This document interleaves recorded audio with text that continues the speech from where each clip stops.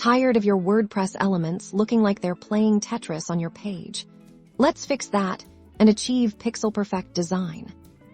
Achieving precise element positioning in WordPress can feel like a puzzle, but today we're unlocking the secrets to make your website look professionally designed and incredibly polished.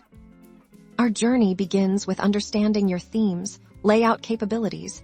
Many themes offer built-in column and block controls that give you a surprising amount of flexibility right within the WordPress editor.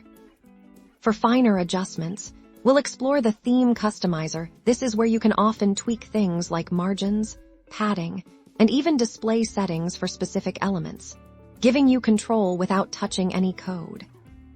Think of margins as the space around your element, and padding as the space inside your element. Precisely controlling these is key to preventing overlap and creating clean visual separation.